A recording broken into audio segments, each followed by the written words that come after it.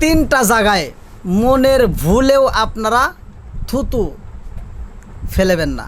তিনটা জায়গায় থুতু ফেলাইলেই আপনার জীবনে অশান্তি চলে আসবে।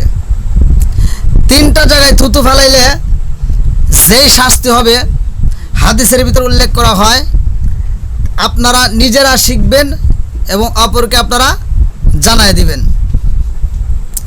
বিশেষ করে বলা হয়েছে আল্লাহ রসুলের ভিতর যে হাদিসটা সাহাবীরা শুনলেন, দুইটা জায়গায় যদি কোনো ব্যক্তি থুতু ফেলায় তাইলে তার জীবনে অশান্তি আসবে। দুইটা জায়গায়, যে দুইটা জায়গার ভিতর এক নম্বরে দেওয়া হয়েছে আপনি রাস্তায় চলবেন, বাজারে চলবেন, বসে কথা বলবেন, ঘুমাবেন, যে কোনো অবস্থায় আপনি কেবলার দিকে পশ্চিম দিকে থুতু ফেলাইতে পারবেন না।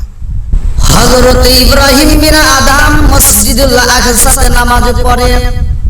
হে জগৎবাসীরা, মসজিদুল আকসাতে নামাজে দাঁড়াইয়া মনের মতো কইরা নামাজে পড়ে। নামাজ তো এমন একটা ইবাদত যেই নামাজের ভিতরে স্বয়ং আমার আল্লাহর সাথে কথা হয়, আল্লাহর দিদার নসিব হয়।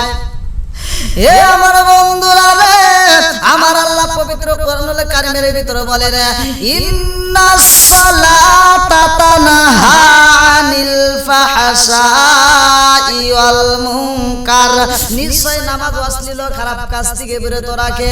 আবি হুরায়রা থেকে একটা হাদিস বর্ণিত, আনি আবি হুরায়রা রাদিয়াল্লাহু আনহু ক্বালা ক্বালা রাসূলুল্লাহ সাল্লাল্লাহু আলাইহি ওয়াসাল্লাম আরাআইতুম লাউ আন্না নাহরান বিবাবি আহাদিনা গাসলিহা লা ইয়ামান খামসান হারাবা মিন দারনিহি শাইউন ক্বালু ফাযালিকা মাতালুস সালাতি খামসা ইয়ামুল্লাহু বিনাল খাতায়া, রাওয়াহুল বুখারী। আরে আবি হুরায়রা থেকে বর্ণিত, তিনি বলেন রাসূল করিম সাল্লাল্লাহু আলাইহি ওয়াসাল্লাম বলেছেন, যদি কোনো ব্যক্তি নিয়মিত 5 ওয়াক্ত নামাজ আদায় করতে পারে গো, ওই ব্যক্তিটার দেহে কোনো গুনাহ থাকতে পারে না, ওই ব্যক্তিটাকে আমার আল্লাহ maaf করে দেয়। আর আইতুম লাউ আন্না নাহরান বিবাবি আহাদিকুম ইয়াগসিলু ফিহি কুল্লা ইয়াওমান খামসান হাল ইয়াবকা মিন দারনিহি শাইউন ক্বালু ফাযালিকা মাতালুস সালাতি খামসা ইয়ামুল্লাহু বিনাল খাতায়া। আমার দয়াল নবী, মায়ার নবী সাহাবীদেরকে দেখতে বলে, ও সাহাবীরা রে, তোমাদের কারো বাড়ির সামনে যদি একটা নদী থাকে, চলমান প্রবাহিত একটা নদী থাকে, ওই নদীর মাঝখানে কোনো একটা সাহাবী যদি দিনের ভিতর 5 বার গোসল করে, ওই সাহাবীর শরীরে কি কোনো ময়লা থাকতে পারে? সাহাবীরা কয়, ইয়া রাসূলুল্লাহ, নবী গো,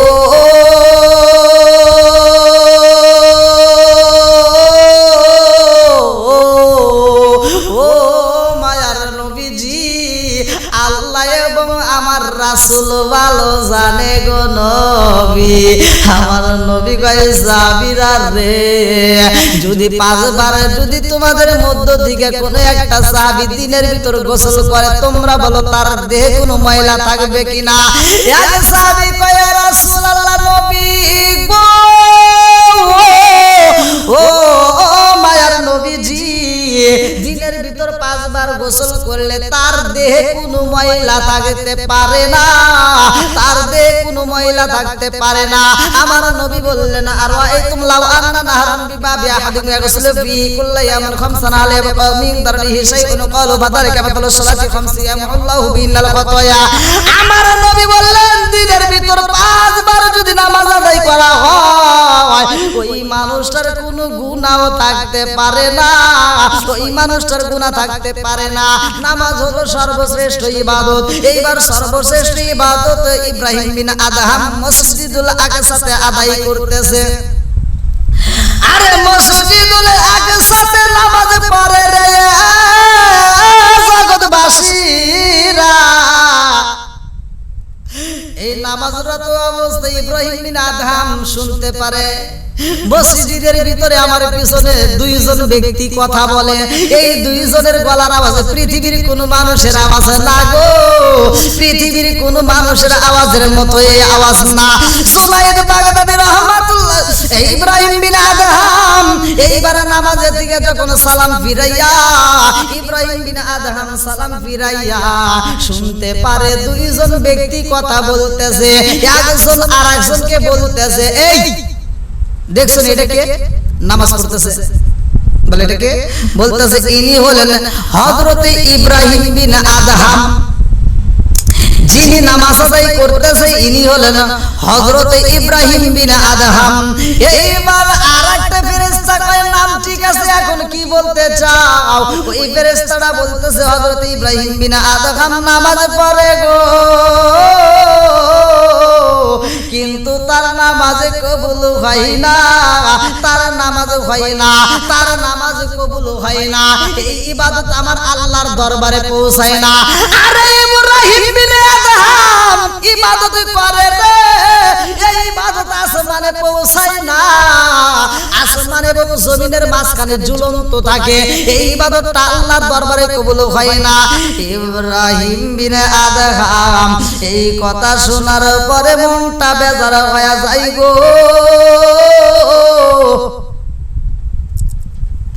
এইবার ইব্রাহিম বিন আদহাম মনটা বেজার কইরা চোখের পানি ছাইরা দিয়া কাঁদে রে।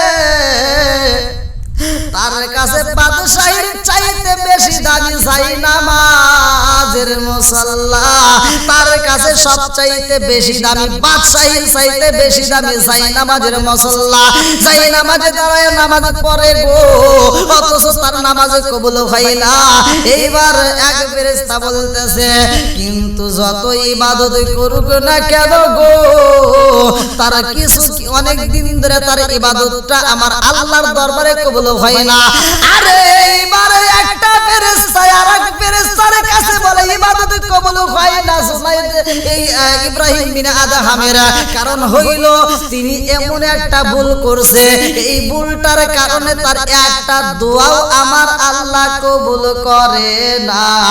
আরেক ফেরেশতা বলে কি এমন ভুল করছে গো? এইবার বলো ইব্রাহিম বিন আদহাম কোন ভুলের কারণে তার দোয়া কবুল হয় না, কোন ভুলের কারণে তার ইবাদত আল্লাহর দরবারে পৌঁছায় না? আর একটা ফেরেশতা কয় রে বন্ধুরা, ওই ফেরেশতাটা কান্দে আর কয় ইব্রাহিম বিন আদহাম,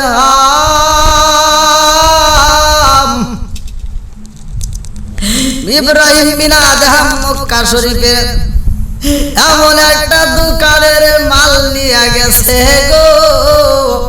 ওই দোকানের খেজুর কিনতে যাইয়া হযরতে ইব্রাহিম বিন আদহাম দুইটা খেজুর খাইছে গো। এই দুইটা খেজুর না কিনিয়া খাইছে, কিনার সময় দুইটা খেজুর খায়া চেক করছে, কিন্তু ওই খেজুরটা মালিকের কাছ থেকে কিনা হয় নাই, ওই খেজুরের দাম দেওয়া হয় নাই। এই দুইটা খেজুর খাওয়ার অপরাধে আমার আল্লাহ হযরতে ইব্রাহিম বিন আদহামের নামাজি কবুল করে না। যতদিন ধরে খেজুর খাইছে ততদিন ধরে তার ইবাদত আমার আল্লাহর দরবারে কবুল হয় না। এইবার ইব্রাহিম বিন আদহাম মনে পইরা গেছে পিছনের কথা, দুইটা চোখের পানি পালায়া কান্দে। একটা ফেরেশতা কয় যতক্ষণ পর্যন্ত মালিকের কাছ থেকে মাপ না নেওয়া হইব ততক্ষণ পর্যন্ত আমার আল্লাহ হযরতে ইব্রাহিম বিন আদহামকে মাফ করবে না। আরে যতক্ষণ পর্যন্ত তার মালিকে ক্ষমা না কইরা দিব গো, ততক্ষণ পর্যন্ত আল্লাহ মাফ করবে না। কারণ হলো হুকুকুল্লাহ হুকুকুল ইবাদত, একটা হলো বান্দার হক আর একটা হলো আল্লাহর হক, একটা হলো আল্লাহর হক আর একটা হলো বান্দার হক। বান্দার হক আর আল্লাহর হকের মধ্যে পার্থক্য হলো যদি আল্লাহর হক নষ্ট করা হয় আমার আল্লাহ যখন তখন ইচ্ছা করলে মাফ করে দেয়। আমার আল্লাহ কয় আমার বান্দা যদি আমার হক নষ্ট করে আমি আল্লাহ মাফ করব যখন তখন আমার মন চাইলে। কিন্তু বান্দা হয়ে যদি বান্দার হক নষ্ট করে গো, আমার আল্লাহ কয় ওইটাই আমি আল্লাহ ক্ষমা করব না। বান্দা যতক্ষণ পর্যন্ত মাফ না করবে ততক্ষণ পর্যন্ত আমি মাফ করতে পারবো না। আজকে দুনিয়ার বুকে যারা রাহাজানি কইরা খায় গো, জোর কইরা খায়, দখল কইরা খায়, এই রকম যত রকমের সম্পত্তি খাও না কেন, একজনের টাকা আরেকজন মাইরা খায়, একজন সুদের টাকা খায়, আরেকজন ঘুষের টাকা খায়, এক একজন এক এক এক ভাবে খায়, কিন্তু আমার আল্লাহ তোমারে এমন একদিন ধরবো রে বন্ধু। আমার আল্লাহ পবিত্র কোরআনুল কারীমের ভিতর বললেন, ফামাইয়া আমাল মিসকালা যাররাতিন খায়রান ইয়ারা ওয়া মাইয়া আমাল মিসকালা যাররাতিন শাররান ইয়ারা। এক বিন্দু পরিমাণ যদি নেক আমল করা হয় আমার আল্লাহ দেখাইবে, এক বিন্দু পরিমাণ যদি বদ আমল করা হয় আমার আল্লাহ দেখাইবে। এ আমার জগৎবাসীরা রে, ও যুবকের দলেরা, ইব্রাহিম বিন আদহামের মনে শান্তি নাই। এইবার ইব্রাহিম বিন আদহাম দুইটা চোখের বালি বালায়া বালায়া কান্দে। এইবার রওনা করেছে রে বন্ধু ওই দোকানদারের কাছে যাওয়ার জন্য। আরে ইব্রাহিম বিন আদহাম খেজুর কিনতে যায়া দুইটা খেজুর খাওয়ার অপরাধী আমার আল্লাহ তার ইবাদত কবুল করে না। আর আজকে আমরা একজনের সম্পত্তি আর একজন দখল করে খাই, একজনের মাথায় বাড়ি দিয়ে আর একজন খাই, একজনকে ফাঁকি দিয়ে আর একজন খাই, একজনকে ঠকাই আর একজনকে দেয়। এরকম ভাবে নির্বাচন করা যাবে না, এরকম ভাবে মানুষকে ঠকানো যাবে না, খাদ্যের ভিতরে ভেজাল দেওয়া যাবে না, ওজনে কম দেওয়া যাবে না। বন্ধুরা রে আমার, দুইটা খেজুর খাওয়ার অপরাধে তার ইবাদত কবুল হয় না। মনে বড় দুঃখ নিয়া মালিককে তালাশ করার জন্য রওনা দিছে এইবার মক্কা শরীফে। আরে ইব্রাহিম বিন আদহাম আরে সিরিয়ার উদ্দেশ্যে রওনা হয় রে জগৎবাসীরা। সর্বপ্রথমে যেই দোকান থেকে কিনা হয় সেই দোকানে রওনা হইলেন। সেই দোকানে যাইতে যাইতে অনেক সময় লাগে গো।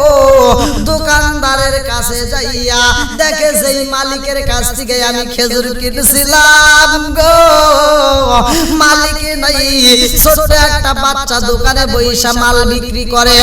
এইবার ইব্রাহিম বিন আদহাম দুইটা চোখ বড় পানি নিয়া রে বন্ধু ছোট্ট বাচ্চার সামনে দাঁড়াইয়া কান্দার কই, দোকানদার কই, এই দোকানের মালিক কই? ছোট্ট বাচ্চা বলে, কি এমন বলতে চান? দোকানের মালিক রে আপনি কেন খোঁজেন, কারণটা কি?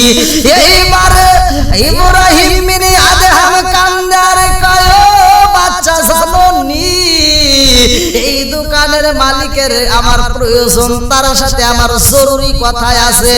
ছোট বাচ্চা হুজুরের দিকে টানা টানা চোখ দিয়া তাকাইয়া গো, দুইটা চোখের পানি চাইরা দিয়া কান্দার কয়, হুজুর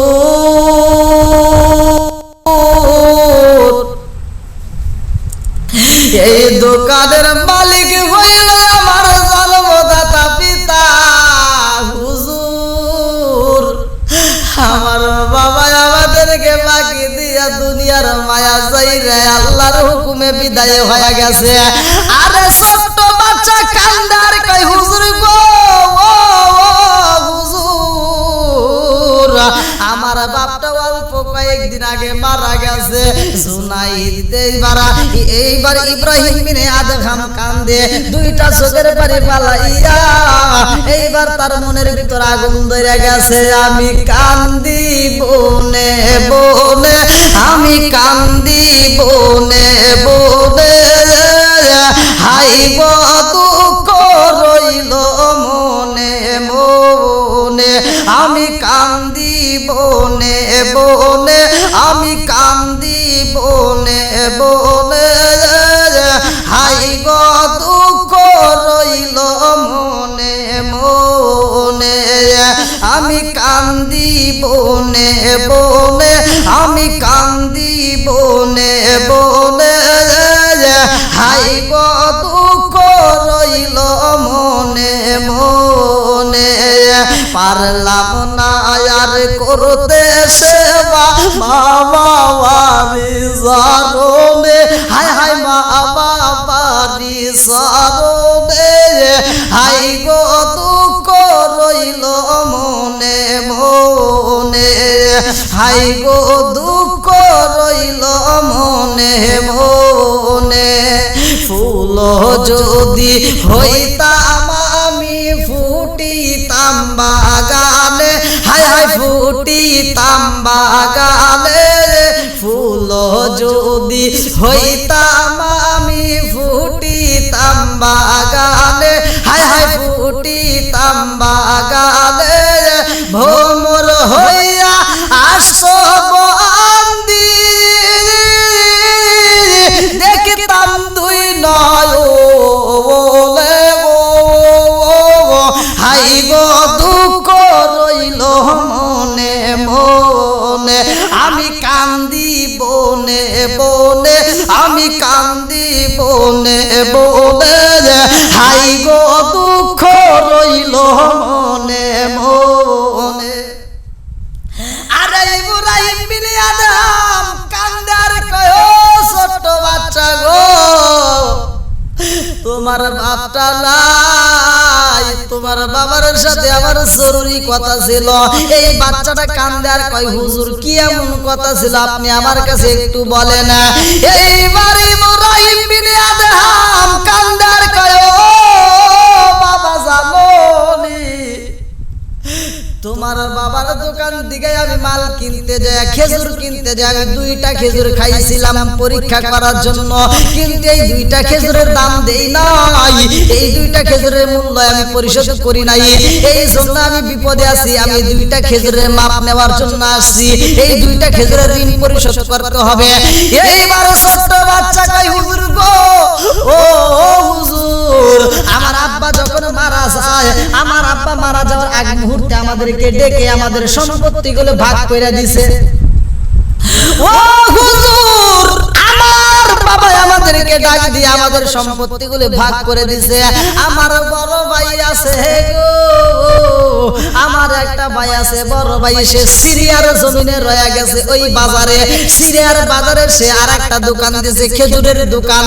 ও হুজুর হুজুর গো, হুজুর বাড়ি ভাগ হয়েছে, জমি ভাগ হয়েছে, সম্পত্তি ভাগ হয়েছে, এই দোকানের মাল পর্যন্ত ভাগ হয়েছে, খেজুরগুলো একটা একটা করে গুনে গুনে ভাগ করা হয়েছে।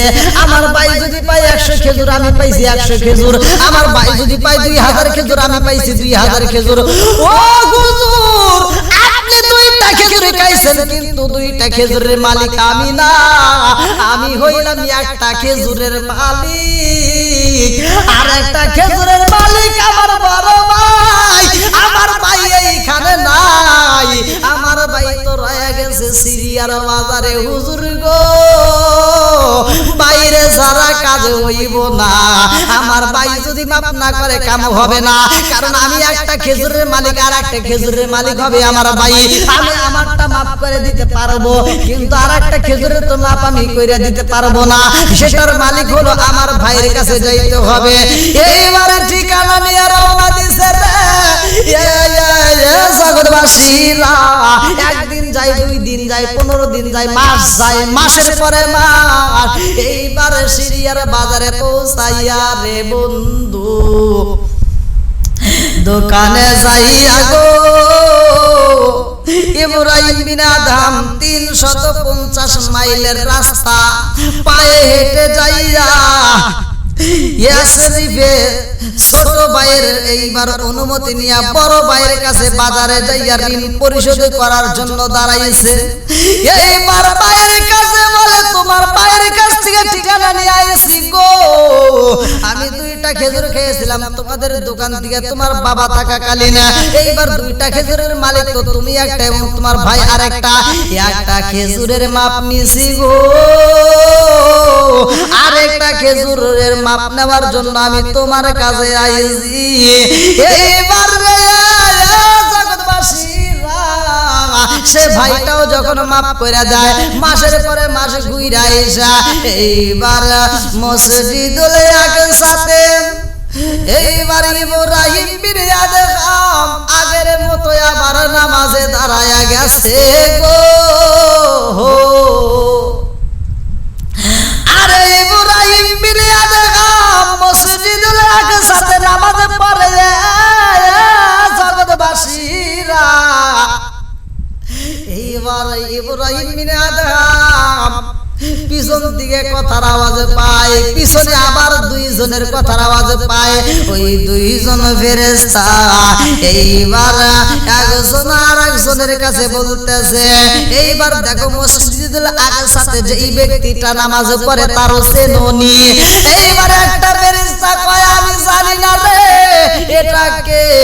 এইবার প্রশ্নকারী ফেরেশতা বলতেছে, ইনি হলো হযরত ইব্রাহিম বিন আদগাম, যার একটা ভুলের কারণে আমার আল্লাহ তার কোনো দোয়া আমার আল্লাহ কবুল করে নাই। আরে দুইটা খেজুরের অপরাধে তার কোনো বন্দেগী আমার আল্লাহ কবুল করে নাই। যেই বন্দেগীগুলো আকাশের নিচে ঝুলন্ত ছিল, আজকে এই ইব্রাহিম বিন আদগাম দুইটা খেজুরের পাপ নিয়ে মসজিদুল আকসাতে নামাজে দাঁড়াইছে। এইবার কি ঘটনা ঘটছে জানোনি? বলে কি এমন ঘটনা ঘটে গেছে? বলে দুইটা খেজুরের পাপ নিয়ে হযরত ইব্রাহিম বিন আদগাম মসজিদুল আকসাতে আইসা যখন নামাজে দাঁড়ায়, আমার আল্লাহ এত খুশি হয়েছে গো, আমার আল্লাহ এত খুশি হয়েছে। ইব্রাহিম বিন আদগাম যতগুলো কদম পালাইছে, ইব্রাহিম বিন আদগাম মাপ নেওয়ার জন্য যাইতে এবং আসার পথে এবং মসজিদুল আকসাতে ঢোকার সময় যতগুলো কদম পালাইছে, সব কদমগুলো আমার আল্লাহ ওই বন্দেগীর কাছে নিয়ে একটা গুনুন মারিয়া দিছে। একটা গুনুন দিয়া যতগুলো সওয়াব হইছে রে আমার আল্লাহ কবুল কইরা বালাইছে। আমার মুর্শিদ কান বসে না গো তোরে আমি কত ভালোবাসি, আমার মুর্শিদ কান বসে না গো তোরে আমি কত ভালোবাসি।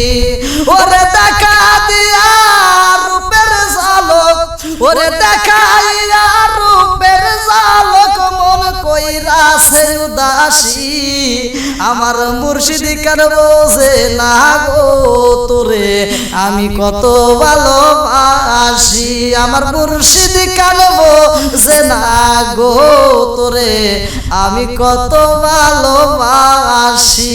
তিনটা জায়গায় মনের ভুলেও আপনারা থুতু ফেলবেন না। তিনটা জায়গায় থুতু ফেলালে আপনার জীবনে অশান্তি চলে আসবে।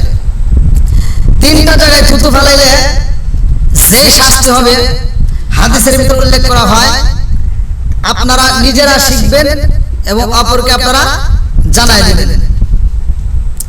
বিশেষ করে বলা হয়েছে আল্লাহ রাসূলের ভিতর যে হাদিসটা সাহাবীরা শুনলেন, দুইটা জায়গায় যদি কোনো ব্যক্তি থুতু ফেলায় তাইলে তার জীবনে অশান্তি আসবে। দুইটা জায়গায়, যে দুইটা জায়গার ভিতর এক নম্বরে দেওয়া হয়েছে, আপনি রাস্তায় চলবেন, বাজারে চলবেন, বসে কথা বলবেন, ঘুমাবেন, যে কোনো অবস্থায় আপনি কিবলার দিকে পশ্চিম দিকে থুতু ফেলাইতে পারবেন না।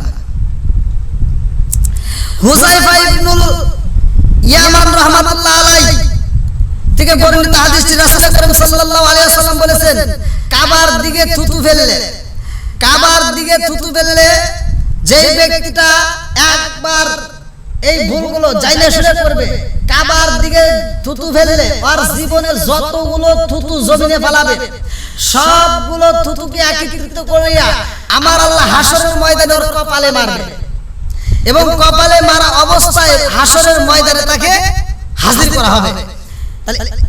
যদি আমরা পশ্চিমে থুতু ফেলাই তাহলে আমাদের এই শাস্তি হবে, ওই দিন কিন্তু অপমানিত লাঞ্ছিত হয়ে হাসরের ময়দানে সবার সামনে উঠতে হবে। আর এটা কিন্তু মানুষ ওই ময়দানে সবাই সবাইকে দেখতে পারবে এবং সবাই ওই আসামিকে দেখা মাত্র চিনবে। যেমন আমরা জানি জেলখানার আসামি দুই ধরনের, জেলখানার আসামি দুই ধরনের হয়, একটা হলো হাজতি আর একটা হলো কয়েদি। একটা হলো হাজতি আর একটা হলো কয়েদি। হাজতে আসামি দেখলেও তারা বুঝতে পারে এটা হাজতি, আবার কয়েদি আসামিকে দেখলেই বলে এটা কয়েদি। ঠিক হাসরের ময়দানে কোন পাপের কারণে কোন সাজা হবে এটা সব মানুষ তাকায় তাকায় দেখবে এবং ওই ময়দানে তারা ঘৃণা করবে। বন্ধুরা রে আমার, এক নম্বরে আপনারা কেবলার দিকে থুতু ফালাইতে পারবেন না, কেবলার দিকে থুতু ফালানো যাবে না, কেবলার দিকে থুতু মনের ভুলেও আপনারা ফেলবেন না। আরে নিজে শিখবা, যুবকের দলেরা অপরকে শিখাইয়া দিবা, তোমার বন্ধু বান্ধবরে শিখাইয়া দিবা, বাড়ির ভিতরে এই অবস্থা তুমি চালাইয়া দিবা, বাড়ির মানুষদেরকে শিখাইয়া দিবা, তোমার বন্ধুদের কাছে পৌঁছাইয়া দিবা। এই খবরটা যারা শুনবে, যারা আমল করবে রে বন্ধু, এই আশা শুই না তুমি যতগুলো মানুষকে শুনাইবা, যতগুলো মানুষ এই আমলটা করবে, প্রত্যেকটা মানুষ আমল করার কারণে আমার আল্লাহ রাজি ও খুশি হইয়া তোমার অ্যাকাউন্টে আমার আল্লাহ সব পৌঁছায়া দিবে গো। তোমার অ্যাকাউন্টে আমার আল্লাহ নেকি পাঠাইতেই থাকবে, পাঠাইতেই থাকবে। যত আমল চলবে তত তোমার আমল নামায় সব যাবে। বন্ধুরা রে আমার, ওই ময়দানটা বড় ভয়াবহ, ওই ময়দানটা কষ্টের জায়গা।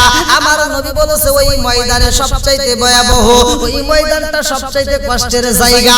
আরে ওই ময়দানের ভিতরে এমন একজন ফেরেশতা থাকবে রে বন্ধু, যার কথা উল্লেখ করা হয় কোরআনুল কারীমের ভিতরে, সুম্মাম বুকমুন উমিয়ুন ফাহুম লা ইয়ারজুন। এমন একজন ফেরেশতা থাকবে, যেই ফেরেশতা দুইটা চোখ অন্ধ, যেই ফেরেশতাটা কানে শুনবে না, যেই ফেরেশতা কথাও বলতে পারবে না। আরে কানে শোনে না, চোখে দেখে না, কথাও বলতে পারে না। সাবউনা সিরান, ৬০ হাত লম্বা একটা লাঠি নিয়ে দাঁড়াইব। ওই ফেরেশতাটা শুধু ওই ময়দানের ভিতর বাড়ি শুরু কইরা দিবে। কে কোন অপরাধ করছে সব ধরা খা যাইবা। ওই দিন ওই ফেরেশতাটা যখন বাড়ি দিবে, আমার নবী এই ওয়াজটা করতেছে সাহাবীদের মাঝে, আমার নবী বলতেছে যে ওই ময়দানের ভিতর ওই ফেরেশতাটা চোখে দেখবে না, কানে শুনবে না, কথা বলতে পারবে না। এমন একজন ফেরেশতা সাবউনা সিরান, ৬০ হাত লম্বা লাঠি নিয়ে শুধু পিছন দিকে বাইতে শুরু করবে। এইবার আবু বকর কয়, ইয়া রাসূলুল্লাহ নবী গো, ও মায়ার নবীজি, ওই ফেরেশতাটা যে বাড়ি শুরু করবে, ও তো কানেও শোনে না, চোখেও দেখে না, কথাও বলে না। ইয়া রাসূলুল্লাহ নবী গো,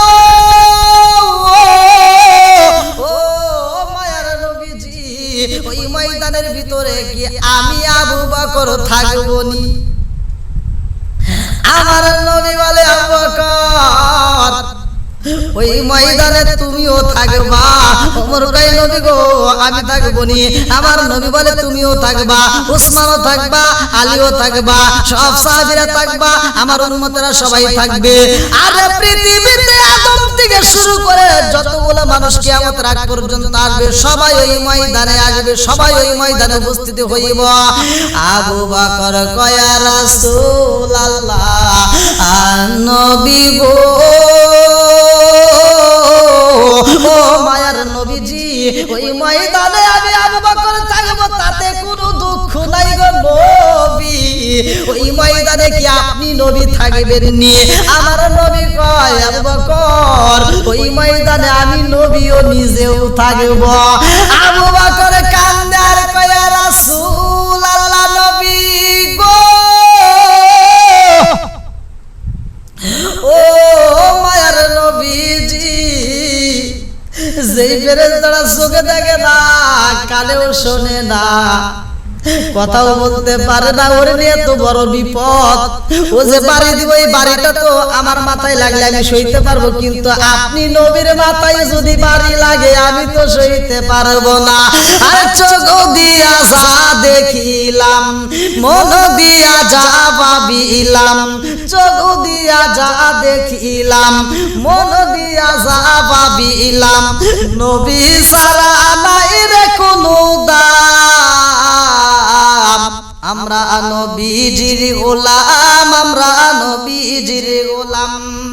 চোখ দিয়া যা দেখিলাম, মন দিয়া যা ভাবিলাম, চোখ দিয়া যা দেখিলাম, মন দিয়া যা ভাবিলাম, নবী ছাড়া নাই রে কোনো দাম।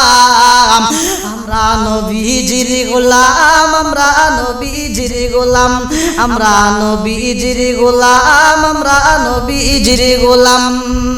জানের চেয়ে বেশি ভালো নবী কি বাসিও মরণ কালে নবী আমার দেখা দিব জানের চেয়ে বেশি ভালো নবী কি বাসিও মরণ কালে নবী আমার দেখা দিব আরে নবী সারা ওই কবরে নবী সারা ওই কবরে নাই রে কোনো দাম আমরা নবীজির গোলাম আমরা নবীজির গোলাম চোখ দিয়া যা দেখিলাম মন দিয়া যা ভাবিলাম চোখ দিয়া যা দেখিলাম মন দিয়া যা ভাবিলাম নবী ছাড়া নাই রে কোনো দাম আমরা নবীজির গোলাম আমরা নবীজির গোলাম চোখ দিয়া যা দেখিলাম মন দিয়া যা ভাবিলাম চোখ দিয়া যা দেখিলাম মন দিয়া যা ভাবিলাম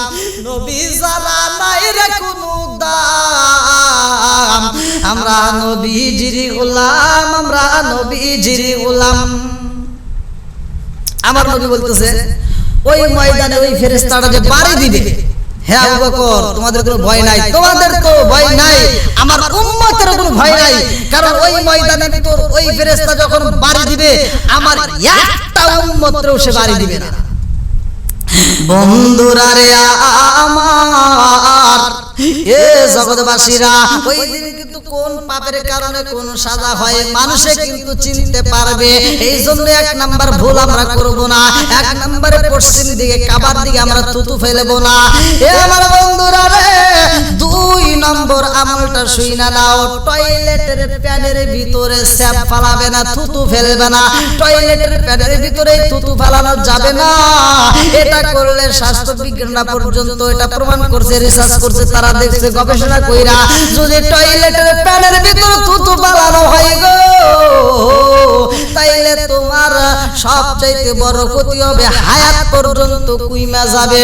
শরীরটা পর্যন্ত নষ্ট হবে এইজন্য টয়লেটের প্যানের ভিতরে থুতু ফেলানো ঠিক না বন্ধুরা রে আমার এই থুতুর ভিতরে কিন্তু আমার আল্লাহ মহা ঔষধ দিয়ে দিয়েছে এই থুতুটা কিন্তু আমাদের কাছে অনেক দামি আমরা অনেকে হয়তো জানি মুরব্বিরা জানে যে যদি কোনো ফোড়া বা কোনো কিছু ওঠে তাহলে আমরা ওইখানে কি করি সকালে বাসি থুতু যদি লাগাই অনেক কাজ হয়ে যায় এবং ওইখানকার জীবাণুগুলো ওই থুতুর কারণে নষ্ট করে দেয় বন্ধুরা রে আমার এই থুতুর ভিতরে কেমন পাওয়ার আমার আল্লাহ ওষুধ দিয়া দিছে ভালো কইরা শুইনা নাও এই থুতুর ভিতরে কেমন ঔষধ কি জাদু রয়ে গেছে আরে আমার নবীর সাহাবী হযরত আলীর জন্ম হয় চক্ষু ছিল না রে বন্ধু অন্ধ হয় আরে বন্ধু হযরত আলীর চোখ দিয়ে তাকায় কোনো কিছু দেখতো না চোখের পাতা খুলতো না তার মা জননী মনের দুঃখ নিয়ে নবীর দরবারে আইসা কান্দে রে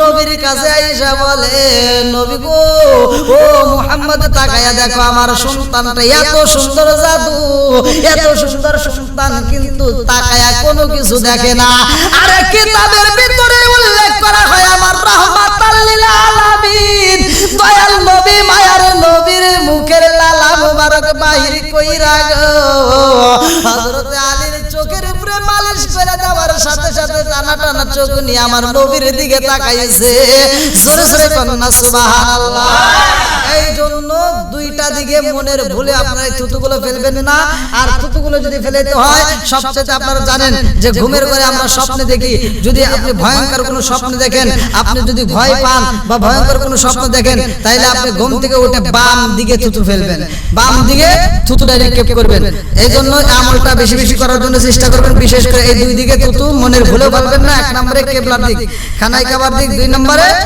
টয়লেটের প্যানে দুই দিকে বিশেষ করে দুইটি জায়গায় থুতু ফেলান যাবে না দুইটা জায়গায় থুতু ফেলাইলে জীবনে অশান্তি আসবে দুই জায়গায় থুতু ফেলানো নিষেধ অর্থাৎ দুইটা দিকে আপনারা মনের ভুলেও থুতু ফেলবেন না দুইটা দিকে যদি থুতু ফেলান তাহলে জীবনে অশান্তি আসবে আর একটা জায়গা হলো খানায় খাবার দিক আর একটা হচ্ছে টয়লেটের প্যান এই দুইটা জায়গায় আপনারা মনের দিকে মনের ভুলেও থুতুগুলো ফেলবেন না আর কালে ডাকিব মাগো মাওলিয়া মাইজে আমায় সেরে গেল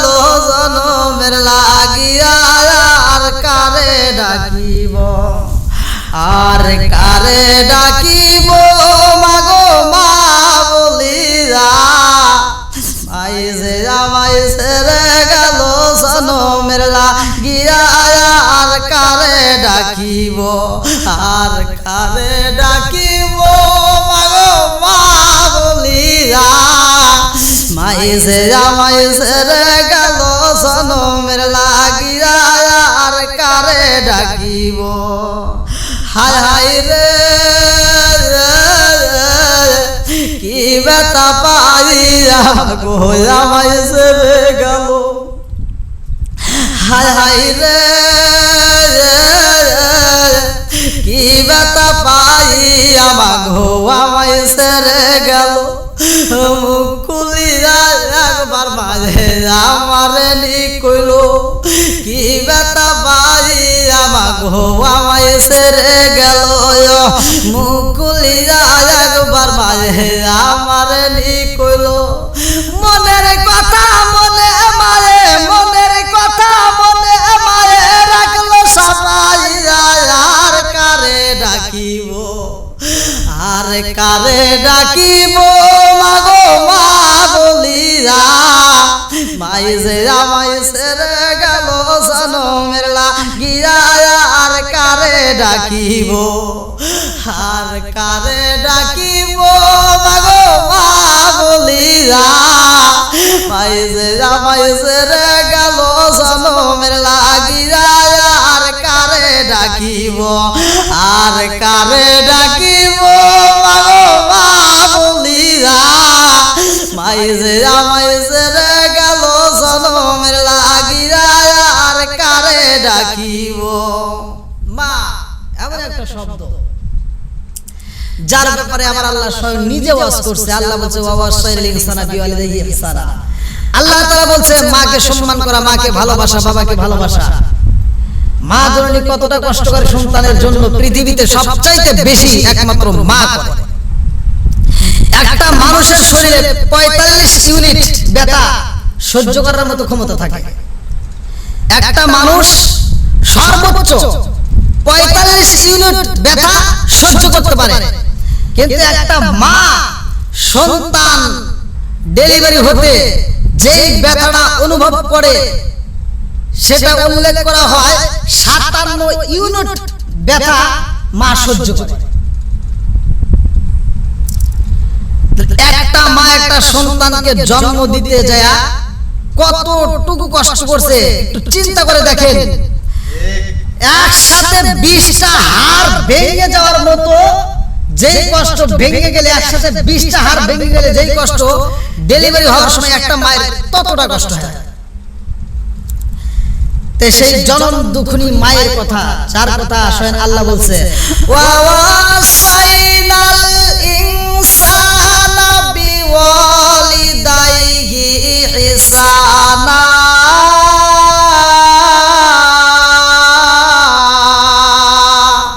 স্বয়ং আল্লাহ বলছে মায়ের কথা এক পরিবার যেই জায়গাটা যেই জনম দুঃখিনী মা অসহায় ছিল পাকিস্তানের ভিতরে এক গ্রামের ভিতর অসহায় এক মা একটা মাত্রই সন্তান একটা মাত্র সন্তান তাকে লেখাপড়া করাতে যায় মায়ের এতটা কষ্ট হয়েছে শত কষ্ট মা বুকে ধারণ করে সন্তানদের লালন পালন করে বড় করছে বন্ধুরা রে আমার মা সন্তানরে কত ভালোবাসে খবর রাখছনি আরে মা একটা ভালো খাবার তৈরি করলে নিজে না খাইয়া গো সন্তানের মুখে আওয়াজ তুইলা দেয় সন্তানরে খাওয়াইয়া দেয় শক্ত খাবার সন্তান খাইতে পারবে না জনম দুকুনি মা চিবাইয়া নরম কইরা সন্তানরে খাওয়ায় এ জগৎবাসীরা ওই মায়ের মনে কষ্ট দিও না বাপটার মনে কষ্ট দিও না বাপটা নিজে একটা দামি পোশাক না পইরা গো জগৎবাসীরা এই জন্য তো আমার নবী বলেছে হুমা জান্নাতুকা ওয়া মা নারুকা, তোমার মা বাবা তোমার জন্য জান্নাত, মা বাবা তোমার জন্য জাহান্নাম। এমনি এমনি কথাটা আসে না, আগে বুঝতে হবে কত কষ্ট করছে। জনম দুখুনি মা বাবার মতো এত ভালোবাসা পৃথিবীতে আর কেউই দিতে পারে না। তোমার শ্বশুর বাড়ি যাও, তোমার শাশুড়ি মুরগি খাওয়ায়, বড় বড় মাছের মাথা খাওয়ায়, তার ভিতরে কিন্তু তার একটা লোভ আছে। ওই বড় মাছ এবং মুরগি যে খাওয়ায় তার ভিতরে কিন্তু লাভ ছাড়া সে কোনোদিনে খাওয়াইতে পারে না। এখানে তার সবচাইতে বড় লাভ হইল তার মেয়েটা আপনার ঘরে থাকে, বিধায় আপনার বড় মাছের মাথা মুরগির রানটা আপনার প্লেটে দেওয়া হয়।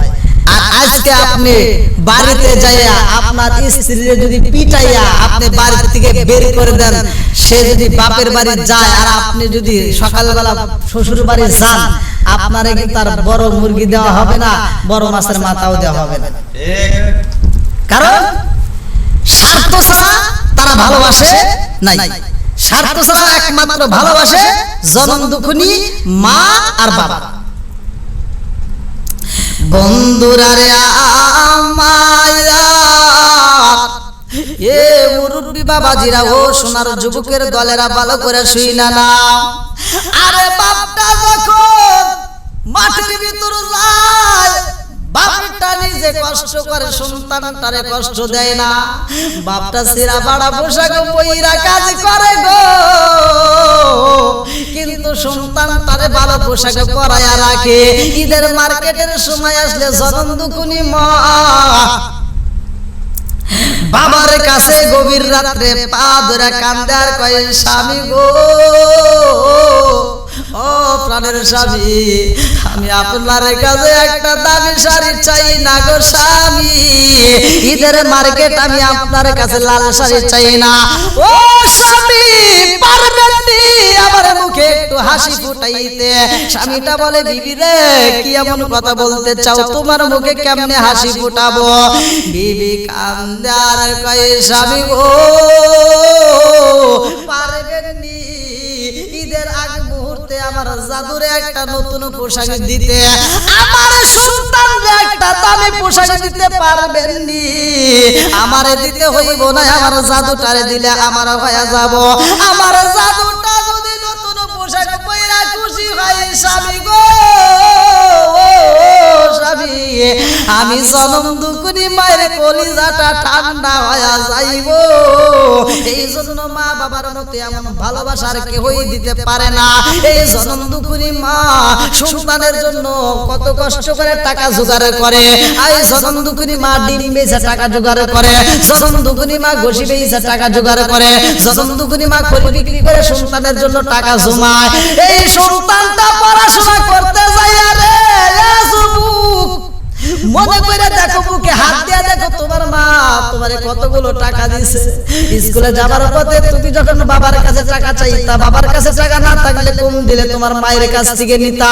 পরীক্ষার সময় আসলে তুমি পরীক্ষার যখন ফি নিতা, বাবার কাছ থেকে টাকা নেওয়ার জন্য গেলে বাবা যেই টাকা দিত, মা অতিরিক্ত আরো বেশি কিছু তোমারে টাকা দিয়ে দিত, তোমারে বুঝাইয়া দিত, বাবারে ক্ষুধায় কষ্ট করবা না, পেটে ক্ষুধা সহ্য করা যাবে না, তুমি আগে খাবার খাইয়া নিবা। এত ভালোবাসা বসে বন্ধুরা, এই জনম দুখুনি মা এত কষ্ট করে পোলাটা বড় করেছে রে বন্ধু। এই পোলাটা পড়াশোনা করে ভালো ইঞ্জিনিয়ার, পাকিস্তানের কথা, ইঞ্জিনিয়ার হওয়ার পরে সে সুন্দর একটা মেয়ে বিয়ে করছে বড় ধনাঢ্য ব্যক্তির বাড়ি। ধনীর দুলালি মেয়েকে বিয়ে করার পরে বাড়িতে এসে কিছুদিন থাকছে, কিন্তু মেয়েটার বাড়িতে মন বসে না। বলে, বাবা মা বুড়া হয়ে গেছে, তারা গ্রামের বাড়ি থাকবে, কিন্তু আমি শহরে থাকবো। পত্রিকায় একটা নিউজ দেওয়া হয়, পত্রিকার নিউজ অনুযায়ী তিনি সেই পত্রিকার নিউজ পেলেন, বিজ্ঞপ্তি। সেই বিজ্ঞপ্তি দেখে তিনি অ্যাপ্লাই করলেন জেদ্দায়। সেখানে অ্যাপ্লাই করার পরে তিনি টিকে গেছে, তার চাকরি হয়ে গেছে। স্বামী স্ত্রী দুইজন শহরে থাকে, আনন্দে থাকে, মাসে মাসে টাকা পাঠায়, কিন্তু বাপ মার খবর নেয় না। সেই সন্তান তুমি মাসে মাসে টাকা দিতে পারো, কিন্তু বাপ মার খবর নিতে পারবা না, তোমার ওই টাকার মূল্য নাই। বন্ধুরা রে আমার, এত সুন্দর একটা চাকরি পাইছে, টাকার কোনো অভাব নাই।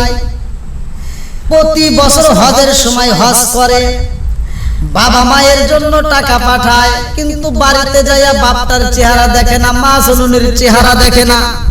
এই সন্তান প্রতি বছর হজ করে, হজ কইরা যখন ফিরবে গো, রাত্রিতে যখন ঘুমাইতে যায়, কে যেন তার কানে কানে বইলা দেয়, ও আল্লাহর বান্দা তুমি জানো নি এত টাকা খরচ কইরা হজ করতো, তোমার হজ কবুল হয় নাই। চিন্তা করে যে হজ কবুল হবে না, কারণটা কি? পরের বছর টাকা জমাইছে, সে জমানো টাকা দিয়ে হজ করে, সেটাও কবুল হয় না, একই স্বপ্ন। পরের বছর আবার করে একই স্বপ্ন, মনে মানে না গো, কি জ্বালাই পড়লাম, হজ করি হজ তো কবুল হয় না। এইবার হুজুরের কাছে যাইয়া গো পরামর্শ করে, হুজুর জীবনে কত হজ করলাম, আমার হজ তো কবুল হয় না, কে যেন আমার ঘুমের ঘরে বইলা দেয় তোমার হজ কবুল হয় নাই, কারণটা কি? হুজুর বলতেছে, তোমার কি মা বাবা বেঁচে আছে?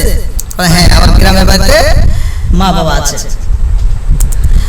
তাকে পরামর্শ দেওয়া হলো যে তোমার মা বাবার কাছে আগে যাও, তোমার মা বাবার কাছে আগে যাও, মায়ের দোয়া নাও, বাবার দোয়া নাও, মা বাবা যদি অনুমতি দেয় তারপরে তুমি হজে আসো, তোমার হজ তাদের অনুমতি ব্যতীত হবে না। বন্ধুরা রে আমার, সন্তানের বলে মানে না, হুজুরের পরামর্শ পাইয়া গভীর রাত্রে বাড়িতে যায়, আরে ঘরের ভিতর রুমের ভিতর যায়, আরে বিবির দিকে তাকায়া দেখে বিবির চোখে ঘুম নাই, ছোট একটা বাচ্চা নিয়ে বিবিটা ছটফট করতেছে, বাচ্চা কান্নাকাটি করে, কান্না থামানো যায় না, বুকের দুধ পান করায় তারপরও কান্না বন্ধ হয় না, বিবি পাগল করা হয়ে যায়। এই সন্তানটাকে কোলে নিয়ে রাত্রিতে গভীর রাত্রে দরজার ভিতরে ঘরের ভিতর এইরকম হাঁটাহাঁটি করতে করতে তারপরও বন্ধ হয় না, এইবার ঘরের ভিতর থেকে বের হয়ে বারান্দা দিয়ে হাঁটাহাঁটি করে, তারপরও কান্না বন্ধ হয় না। এইবার সন্তানটা দেখে চিন্তা করে, ইঞ্জিনিয়ার ভাবে আমি আগের দিন এরকম ছোট ছিলাম, আমি মায়ের কোলে ছিলাম, না জানি আমার মায়ের আমি এরকমই কষ্ট দিয়েছি গো, আর কারে ডাকিব মাগো মা বলিয়া, মাই যে আমায় ছেড়ে গেল জনমের লাগিয়া, আর কারে ডাকিব, আর কারে ডাকিব মাগো মা বলিয়া, মাই যে আমায় ছেড়ে গেল জনমের লাগিয়া, আর কারে ডাকিব, আর কারে ডাকিব মাগো মা বলিয়া, মাই যে আমায় ছেড়ে গেল জনমের লাগিয়া, আর কারে ডাকিব। মার কথা মনে পড়ে যায়। এইবার ইঞ্জিনিয়ার স্ত্রীরা ডেকে বলতেছে, আমার ভালো লাগে না, তোমার কষ্ট দেখে আমার মায়ের কথা মনে পড়ে গেছে, হুজুরও বলছে মায়ের কাছে যেতে, আমি মার কাছে যেতে চাই। এইবার সন্তানের মনে মানে না, রওনা হয়ে যায় এইবার জনম দুঃখনি মারে দেখার জন্য। আরে নিজ গ্রামে এত বছর পরে আইসা গ্রামের বাড়িতে চেনে না, কোন বাড়ি এইটা খুঁজে পায় না, বাড়ির পাশে একটা ছোট্ট বাচ্চারে পাই, আরে বন্ধু ওই বাচ্চার নাম ঠিকানা বইলা বলতেছে, অমুক বাড়ি চেননি, ওই বাচ্চা কয়ে চিনি গো, এই দেখের সামনে যেই বাড়িটা দেখা যায় তারপরের বাড়িটাই তার, কিন্তু ওই বাড়িতে তো যেই মুরব্বী ছিল মুরব্বীটা মারা গেছে, তার একটা স্ত্রী রয়ে গেছে, ওই জনম দুঃখিনী মাটা অন্ধ হয়ে ঘরের ভিতরে কইরা রইছে, দুইটা চোখ নষ্ট হয়ে গেছে। আমরা পাড়া প্রতিবেশী শুনতে পাইছি তার একটা ছেলে বড় ইঞ্জিনিয়ার, তার ছেলেটা বাইরে চাকরি করে, ওই ছেলেটার জন্য জনম দুঃখিনী মা কাঁদতে কাঁদতে দুইটা চোখ নষ্ট করে ফেলাইছে। এই ছোট্ট বাচ্চা কয় যে ছেলেটা এই জনম দুঃখিনী মা বাবারে কষ্ট দিয়া চাকরি করে গো, ওর মতো বেয়াদব সন্তান বুঝি এলাকায় একটাও নাই। ছোট্ট বাচ্চার মুখের কথা শুইনা ইঞ্জিনিয়ার কান্দে রে, জগৎবাসীরা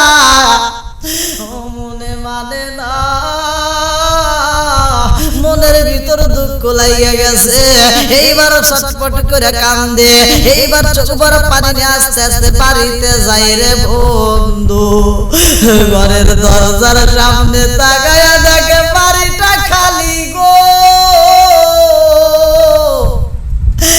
যেই বাপটারে রাইখা গেছিলাম বাপটা নাই, শুধু জনম দুকুনি মা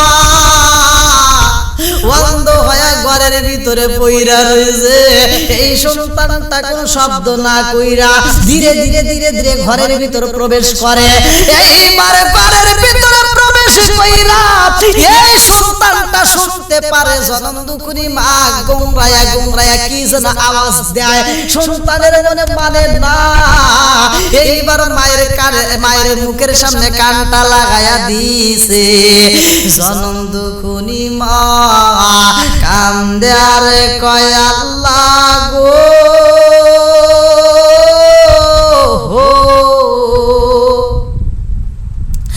আল্লাহ গো আমি অন্ধ কপাল মন্দ, পাইলাম না আমার ছেলের সঙ্গ, আমার ছেলের সন্তান পাইলাম না রে আল্লাহ।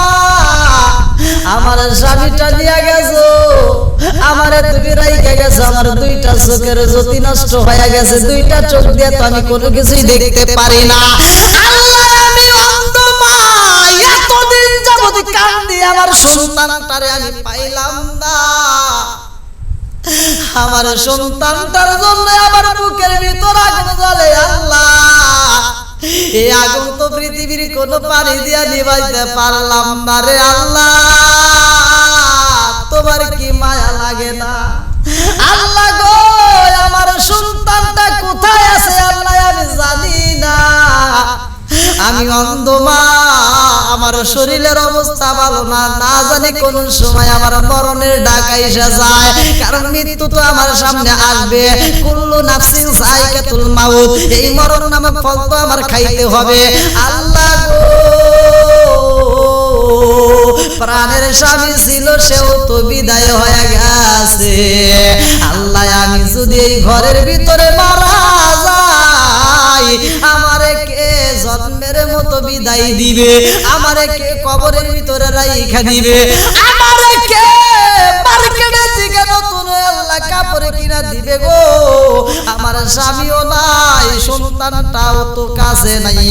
আল্লাহ তোমার কাছে একটা দরখাস্ত জানাই, আল্লাহ গো আমার মরণের আগ মুহূর্তে হলেও আল্লাহ আমার জাদুটারে তুমি আমার বুকে ফিরাইয়া দিও, আমার জাদুটারে একটু মনের মতো আমার বুকের সামনে ফিরাইয়া দাও।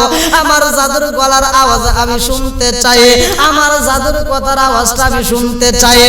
আমার জাদু আমার মা মা কইয়া ডাকে দিব রে আল্লাহ।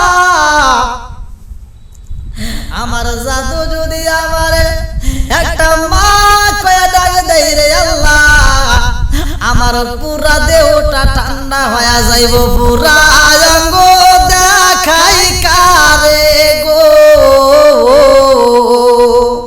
দয়াল যার পুরা দেখে না, আমি কারে জানাই কারে বুঝাই মনে বেদনা, পুরা অঙ্গ দেখাই কারে গো, পুরা অঙ্গ দেখাই কারে গো। দয়াল যার পুরা দেখে না,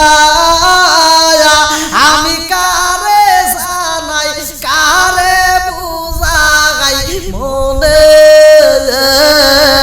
বেদনা, আমি কারে জানাই কারে বুঝাই মনে বেদনা। মন দিলাম প্রাণ দিলাম গো, আমি মন দিলাম প্রাণ দিলাম গো,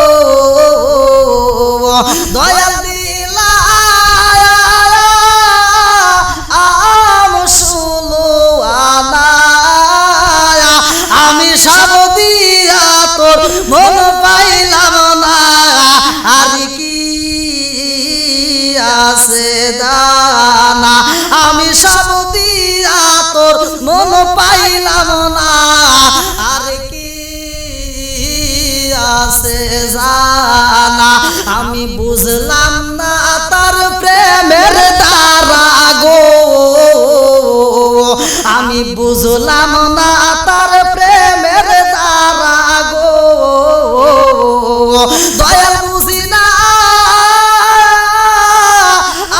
আই প্রেমের বেলা আমি সাবদিয়া তোর মন পাইলাম না আর কি আছে জানা আমি সাবদিয়া তোর মন পাইলাম না আর কি আছে জানা